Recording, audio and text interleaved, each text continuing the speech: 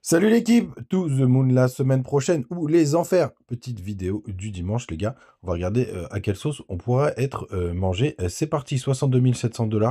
On est stable sur BTC au moment où j'enregistre Ether qui est un tout petit peu plus chaud, 0,6%. Mais comme tous les dimanches, c'est calmos. On a quand même Avax qui pousse 2,8%.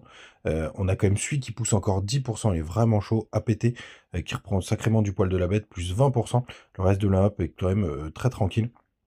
Allez, on a quand même AAV qui pousse un joli 5% et c'est Injective Protocol qui ferme le top 50 avec moins 0,7%. Les gars, du côté du daily, du BTC, très souvent, entre la nuit, enfin même fin de soirée du samedi et du dimanche, c'est souvent une petite correction quand on a eu une belle semaine.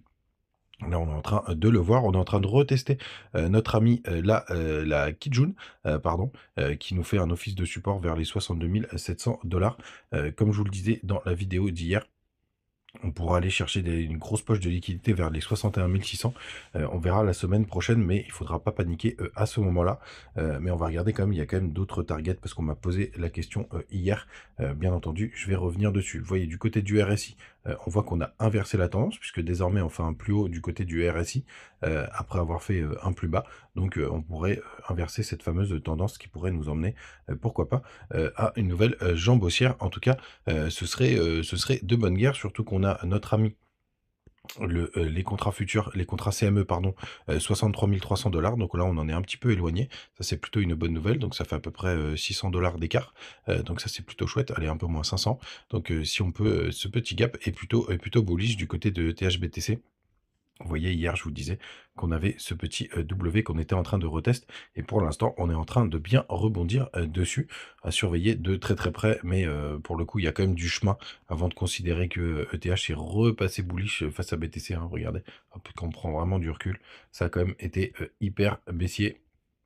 On voit juste là, on a cassé des petites trendlines, mais c'est quand même en train de dégueuler depuis, allez, depuis, hop, septembre 2022. Ether se fait complètement défoncer par rapport à Bitcoin. Du côté du SP500, il me tarde de voir la réouverture des marchés américains, mais ça c'est plutôt une bonne nouvelle que le SP500 aille ATH sur ATH. La Bitcoin dominance nous a fait, tiens, il y a eu un petit gap qui s'est formé, sûrement une trop rapide cotation. Pour le coup, on espère qu'il va faire des petits M. Pour l'instant, c'est pas vraiment le cas. Ou c'est plutôt calmos. Et le Total 3 qui est bien repassé du côté de sa trendline.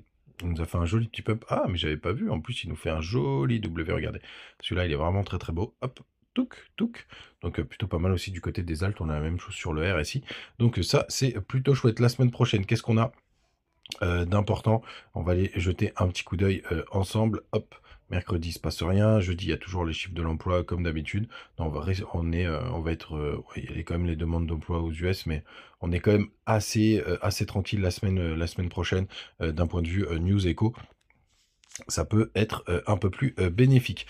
Du côté des autres indicateurs, on a le BTC, on est plus en négatif comme hier. Du côté des fundings, mais on est vraiment très très bas. Donc pour le coup, il y a quand même de la place pour avoir un joli petit rebond. On va voir si on aura besoin d'aller chercher un peu de liquidité avant. En tout cas, le CryptoFear, il est à 50, on est pile dans le neutre. RAS de ce côté-là. Donc les gars, no stress. En tout cas, n'hésitez pas à nous rejoindre du côté de Telegram et aussi du côté de Twitter pour le coup des petites news tous les jours. Vous avez aussi les bonus en page d'accueil pour BitGet, c'est vraiment mon préféré. BingX qui était plutôt pas mal pour le trading, et Mex et Bitmark parce qu'ils ont peut-être que quelques petites cryptos qu'on trouve pas ailleurs. Mais en tout cas, c'est vrai qu'il y a encore cette folie des coins pour le coup qui continue, hein. On voit quand même que c'est ça, enfin même les alts les plus avec le fondat le plus solide n'arrivent pas à suivre pour le coup face aux mêmes coins qui sont vraiment hyper chauds.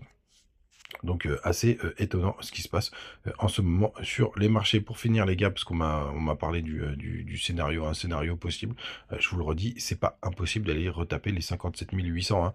Nous on a tapé les 0,5 de retracement juste là avec cette petite mèche. Il est encore possible parce que c'est une très très bonne, enfin c'est une bonne zone de rechargement. Pour aller chercher, il y avait un petit peu de liquidité, donc c'est encore possible d'y aller. Pour l'instant, je le joue pas. Pour moi, il n'y a pas de grande différence qu'on y aille ou qu'on n'y aille pas.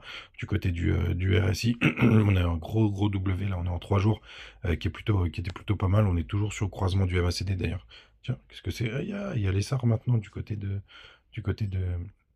Dominance, j'avais même pas vu, tiens, par hasard. Et du côté du weekly, on attend quelque chose d'assez important. Ça, si vous voulez, que vous pouvez regarder, hop, c'est juste là.